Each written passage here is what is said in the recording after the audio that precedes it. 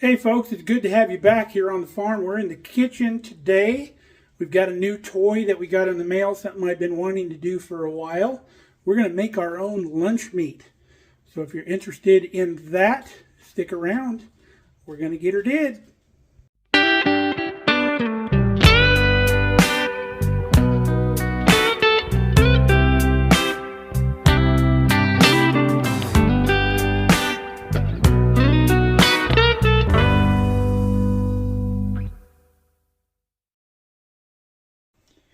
Well, making my own deli meats has been something I've been wanting to do for quite some time.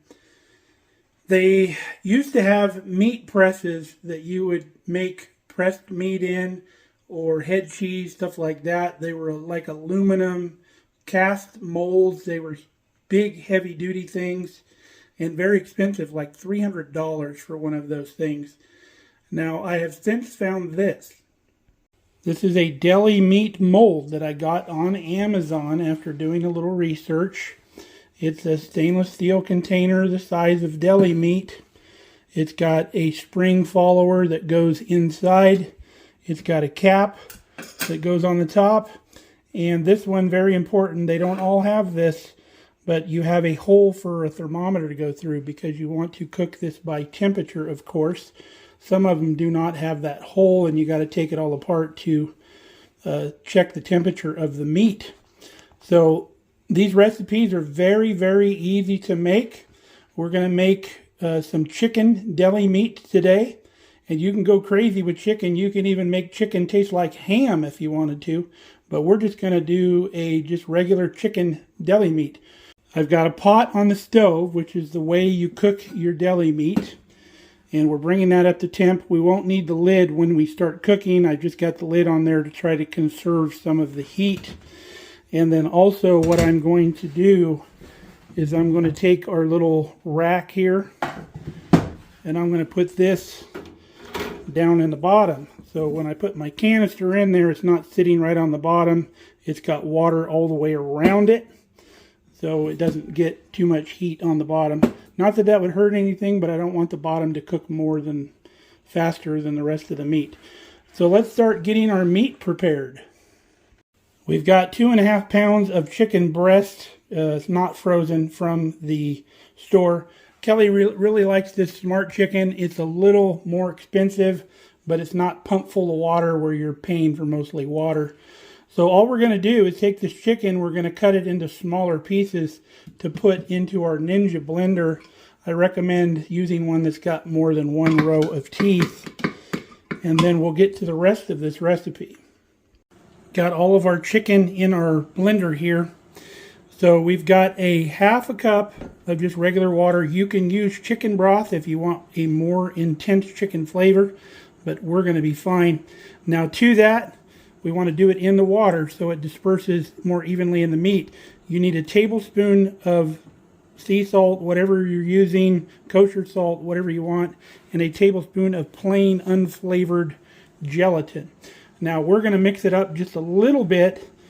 We're going to add some Montreal chicken seasoning. So we're going to go down to 1/2 tablespoon of salt and 1/2 tablespoon of our Montreal seasoning, because it's mostly salt, but it's got some good herbs and stuff in there. I really love the flavor, so that's going to give this a real good flavor. Now the other thing I'm going to add here to the mix that we already have going is we're not going to be grilling this. We won't have that grilled chicken flavor, so I'm going to put a teaspoon of liquid smoke. This is made from smoke. We're going to put it in here to give us kind of a smoky grilled flavor. We're going to mix it right into that liquid. Okay, our liquid's ready to go in our chicken mix. Another thing I wanted to tell you, one of these little packages comes right out to a tablespoon of gelatin, so you only need one. So I'm going to get the mixer head out. We'll pour this in. We'll take this for a spin.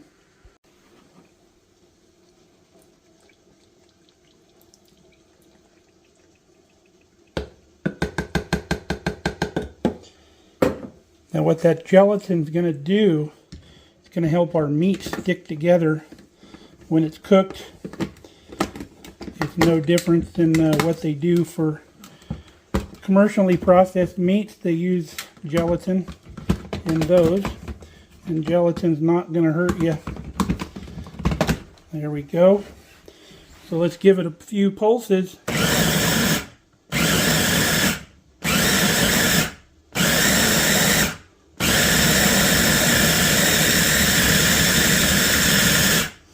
Okay, we're going to mix it up a little bit. We want these big pieces to get down into the bottom. Okay, here's our meat mixture. You can see that it's kind of emulsified. That's what you're looking for. You want to make sure this stays really cold, so like the water that you put in here, make sure it's good ice cold water. So now I'm going to use my spatula. We were using a chopstick just to stir it while the blades were in there. Use my spatula, we'll get it put in this press. I'm going to put a little cooking spray inside to coat it just a little bit. Now they do make these where the bottoms push out. The problem is water also comes in with that. You kind of get more of a boiled meat consistency. So I recommend going with the one that's got a solid bottom. But as we put the meat in here, we're going to push it down real well with our spoon. Try to take out as many air pockets as you can, because air pockets are going to look weird for your lunch meat if they're in there. So we're going to get that put into that.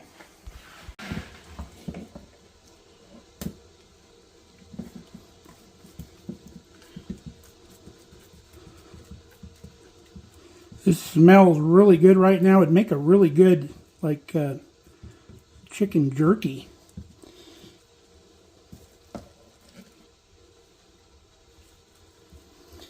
I think if you made jerky, though, you'd want to put some curing salt in it to avoid any kind of bacteria. And yeah, you can make jerky out of poultry. People have been making turkey jerky for years. Now, if you find a piece in here that's not completely chopped up, do not fret. All this will still bind once it's cooked. Like if you've seen pressed ham before, pressed ham is not emulsified. There's just small pork pieces with the spices, and it sticks, and turns into ham. Like I said, a lot of your ham, like ham lunch meat at the store, you can find them that are made with chicken, and even hot dogs. Well, I don't think all of this is going to fit in here because we still need room for the spring and the follower. So we're going to fill it. It's probably just a hair over 3/4 full. I'll take the rest of this and I'll make it into patties and just cook it in a skillet. And it'll be really good chicken patties. It'll also give me an idea what flavor we're going to be dealing with. So I'm going to get a paper towel and kind of wipe out the top of this. We'll get the spring in there. Get this thing ready to go in the pot. Now I've checked the spring. This spring can collapse like all the way down. So all we need is about 1.5 inches. So I may put just a little bit more in there. And I think as it cooks too and the liquid comes out of it, it'll probably push down even a little further. Alright, that's good. I got enough left in the pitcher to make me a little patty with. Alright, so let's get our follower put in there. There's notches here in the lid, as you can see. The notch needs to go into these, and you can just turn it halfway and it's locked. It'll actually turn all the way through to the next notch and come off. So I'm going to put the follower in like this, and then the lid's got kind of a detent here that holds the follower in the middle. So I'll line up my notch with my notch here, or my tab with my notch. I'll put it on there, push straight down, go into that notch, give it a little turn, and we're good to go. Now, this item comes with a thermometer. So we're going to push our thermometer. We find the hole in the follower. So we can read the temp in this thing the whole time that it's cooking. So let's get this thing into the pot. We have our pot of boiling water here. And you want your water to come up to where the chicken is in the pan. So we're going to add a little more water to this pot. Okay, we got our water up to where the top of the chicken is there. If it's a little bit below, it's not going to hurt much because that whole mass is going to heat together. So we've got a second thermometer in our pot. We want our water to be about 180 degrees. Water boils at 212. We don't want moisture to come out of our meat mixture. We just want it to cook, similar to like a sous vide process, to where you're cooking it below or right at the temperature you want it to end up at. We want our internal temperature to end up at about 158 degrees for this chicken. And then we want our water in our pot to be about 180. So it's going to take a while for everything to kind of equalize together.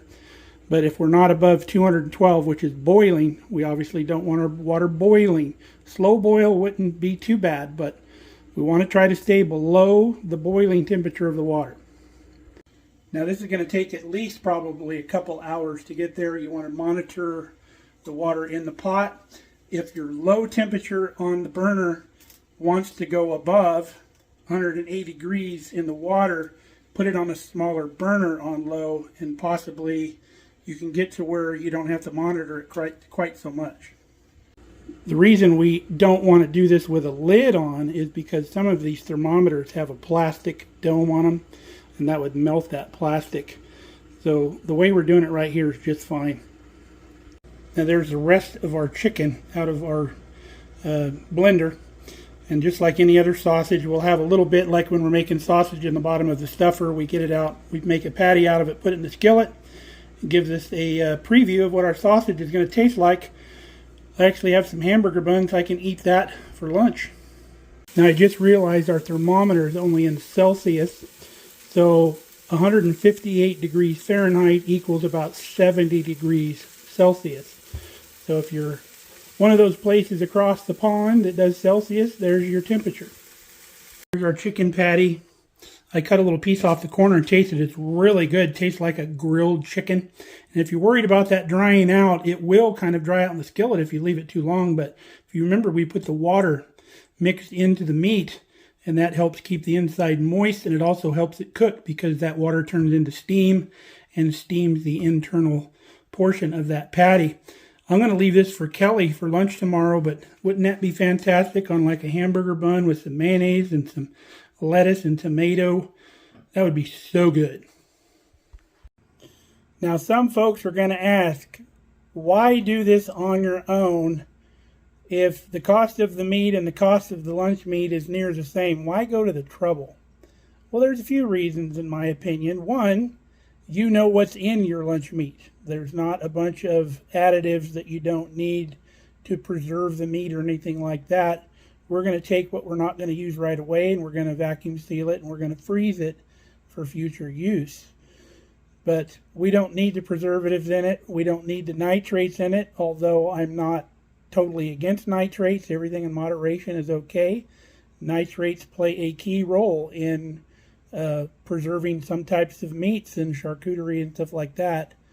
You can't completely do away with nitrates if you want certain products. But the other reason I like it is because your flavor profiles are basically unlimited. You can go crazy with flavor profiles. You can use whatever your favorite seasoning is and make your own meat that you like, that's the flavor that you like and that you enjoy. So why not? Oh, and I forgot. If you can get meat on sale, what better way to use it? Because then if you're getting meat like half price that you normally would, you're going to be paying like half price for your lunch meats. That's simple. Okay, folks, we are right at 70 degrees Celsius or 158 degrees Fahrenheit. So we're going to turn our fire off. This big thermal mass that this water creates is very easy to hold at a temperature of 180 degrees. So I'm going to give this a couple minutes. So we got our pot off stove. We got all the hot water dumped out of it. We've refilled it with very cold tap water. We threw some ice in here. We put our canister in here because we want it to cool down fairly quickly. Anytime you're cooling down food, like leftovers or something to store, you want to bridge the gap between 140 and 70 degrees Fahrenheit as quickly as you can. So the quicker you can come down to 70, the better off that you are. So we'll either throw some more ice cubes in this later as the ice cubes melt, or we'll get more cold water or whatever, and we'll bring this down. And again, with this Celsius thermometer, we wanted about 21 degrees Celsius, 70 degrees Fahrenheit. Now, folks, just some more useless information probably for us here in the U.S. Celsius, just like the metric system, just like fluid measurements like milliliters, liters, all that is based on 100, which is so much easier to wrap your mind around if you're learning something, because everything's based on 100. So, like, let's look at Celsius. 0 degrees Celsius is actually 32 degrees Fahrenheit, which is the freezing temperature of water. 100 degrees Celsius is 212 degrees Fahrenheit, which is the boiling temperature of water. So they made that range 100 in between, so it's easy to figure out. And just like measuring tapes that measure centimeters and fluid measurements, if everything's based on 100, it just makes so much more sense. It seems difficult because it's not what we were taught. But if you've ever delved into it, like with baking and such, grams are so much easier to use because they're based on 100. And I'm just as red-blooded American as anybody else.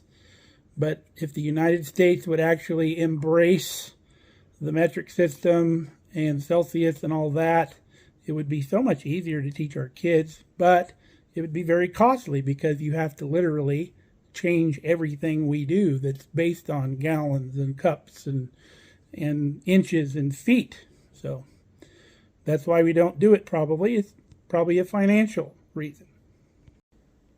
Now, it's kind of ironic that financial reasons are the reason we don't embrace the metric system when our financial system is actually based on the metric system, with dollars being broke up into, basically 100 cents and so on and so on.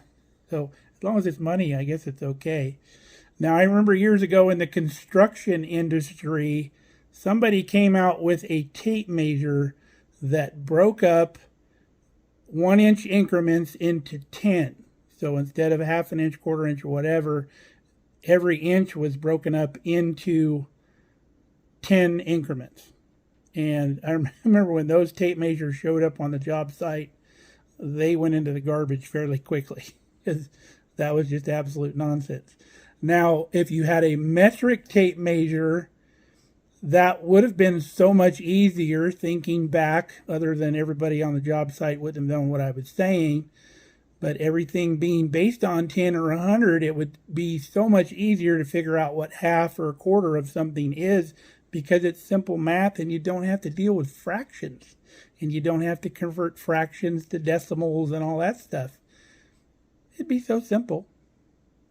Now, only on this channel will Lunchmeat turn into a discussion on the metric system. All right, folks. Into the fridge we go. All right, our pot's still clean because no juices can get out of that solid container. So just got to dump the water out, let it dry out, put it back on the shelf. So we will see you tomorrow right before lunch. The next morning, we got our canister out of the refrigerator. We're going to run the outside here under some warm water in the sink to loosen up that gelatin, and then we'll take it out of the mold. You got the lid off, you can see the gelatin, the liquid that came to the top when this thing was cooking. We're going to pull the follower out, that gelatin will come out with it, and then we'll get our contents out of the canister. There's our finished product. So we're going to take our long carving knife here, and we're going to make some really thin slices. We'll put them on this plate. We'll vacuum seal what we're not going to consume here right away, and we'll make a sandwich out of this stuff. Now, if you have a meat slicer, you can shave this extra thin. The thinner the better on Lunchmeat, I think. And I do have a meat slicer, but it's out in the barn, and I don't want to get it dirty for just this little bit. So we're just slicing it by hand as thin as we can get it. Alright, we got it all sliced up. Let's give this a taste.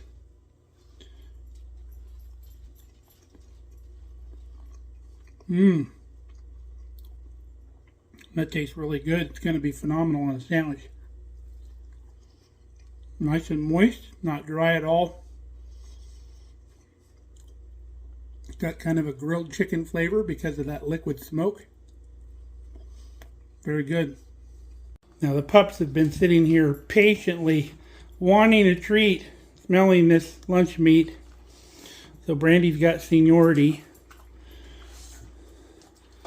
What do you think, pups? Was that good stuff? Yeah, you want to lick the fingers? It's so good. All right, now Dad's got to wash his hands again. All right, we've got our slices here, and we're going to vacuum seal some of them. I'm putting about 4 slices to a bag because that's what Kelly and I would probably use for a sandwich each. And we found these new bags.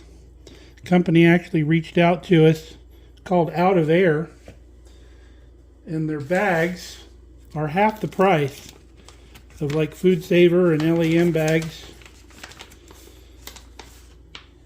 Bags can get really expensive when you're vacuum sealing, and these bags are actually thicker than their bags too, so it's a good find.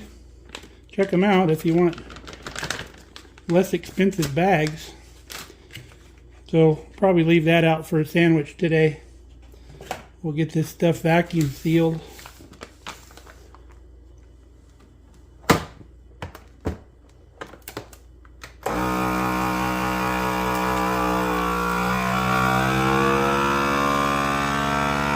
So I would say we got about 2 pounds of lunch meat here. That'll be fantastic.